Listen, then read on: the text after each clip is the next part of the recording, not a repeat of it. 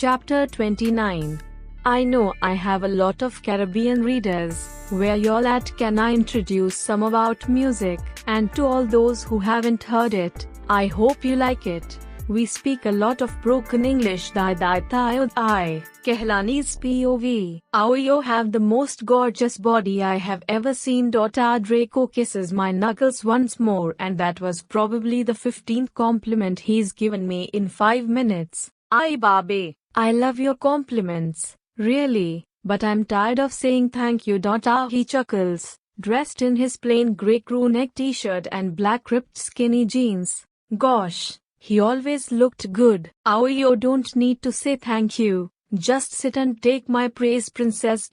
He throws me a wink and I felt like I was walking on clouds. We were driving to a house about 30 minutes away, according to Draco, for some big annual party they have. He explained that it wasn't as wild as normal ones, and there wasn't lots of booze. I liked it already. Everyone else took their car as we arrived in a line. The driveway was packed and I got a hint of music I haven't exactly heard before. It's hosted by a Caribbean person. Most music is usually from the island Jamaica or so.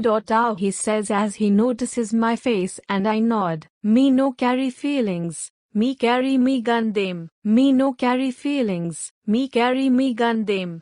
Me mom listens to a lot of these songs. I can't help but like them. Draco drapes his arm around my shoulder as we walk in. The music was as expected, super loud. However, the smell of alcohol was lacking and everyone on the dance floor seemed intact and aware of what they were doing. This is the best party I've been to. In no time I was swaying a little at the songs that played. They were upbeat, a mixture of reggae and dance hall, Josh said earlier. Soon enough Draco pulls me towards him, in the corner of the room away from others. He too had a subtle movement to the songs, as he stared down at me. Did I tell you that you look really amazing tonight?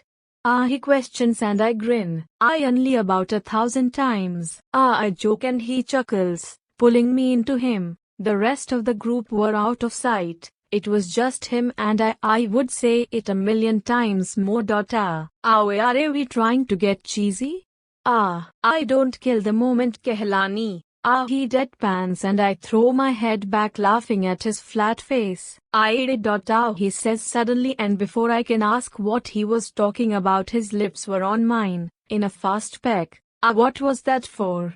To let these boys know that you're mine. He practically growls in my ear and I shiver. Do you want to find somewhere quieter? I ask, and his eyes darken as he nods. I take his hand in mine, ready to pull him wherever I could, only for Angelina to pop out of nowhere. Guys. She sings loudly, then leans onto Draco. I heard you got a new girlfriend, and it's hurting me.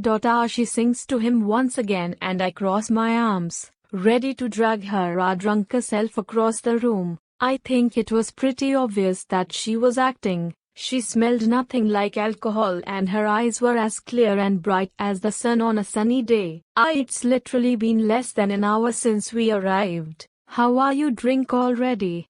Draco asks incredulously, wrapping his arms around her waist to support her. Am I the only one who caught the smug look on her face?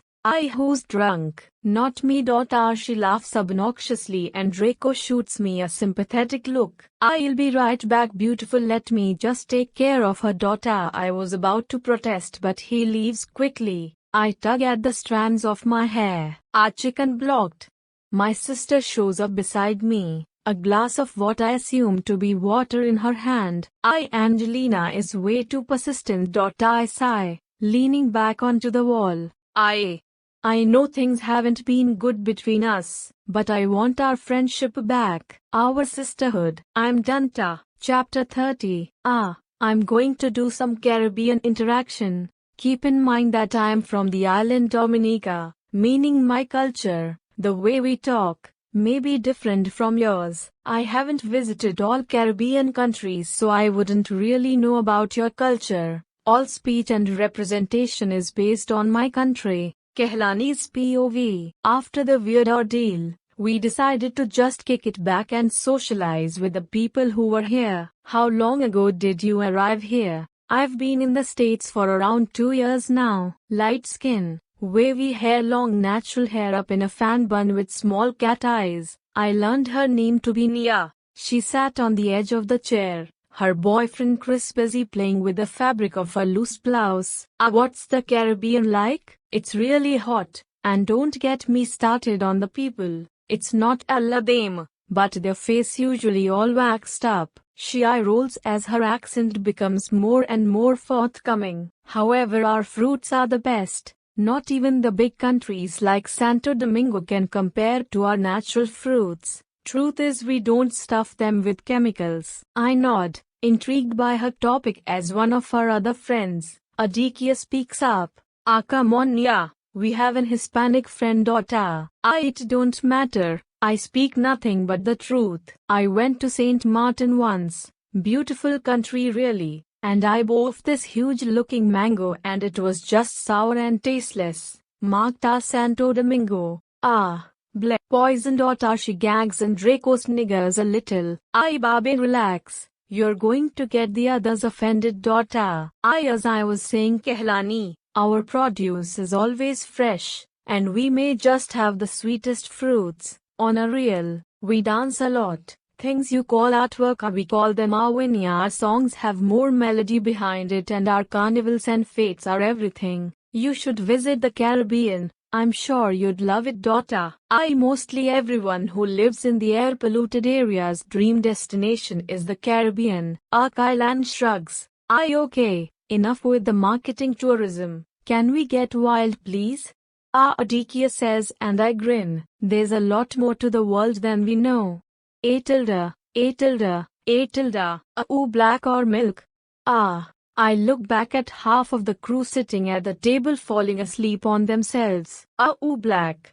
Give me your strongest dose. I whisper, and the brewer gives me a small smile at my joke. At least that's what he thought it was. I have no idea how we got home, how we got in bed, and how we ended up awake at 8 in the morning to drive back. The brewer hands me the cups on a larger tray and I give him one last complimentary smile before heading over to our table. Guys, let's not dribble on the table now, Josh. I cringe as his head collapses on in the puddle made by him. Thanks, babe. Draco lazily kisses my cheek as I sit next to him, dressed in a loose jeans designed off-shoulder. I wasn't ready to go home just yet. I could practically see my father as this cup of coffee, steam rising from its head. Peppermint tea for you, young lady. Our Blue speaks up as Kehlani leans on his shoulder and Angelina just leaned back into the chair, sunglasses draped over her eyes. Angelina, you don't want anything to drink? Neil questions the moodiest person in this group and she just scoffs. How am I so sure Kehlani didn't put something in it to poison me? She throws her shot and I smirk. Oh darling, if I wanted to get rid of you, there are more authentic ways than poisoning. That just shows how limited your brain capacity is. Ivan. Leo sniggers, hiding it with a cough as everyone tries their best not to laugh. She seethes, standing abruptly and throwing the steaming coffee all over my dress. I let out a shrill noise, my eyes widening as it seeps through my dress. Oh heck no, you did not just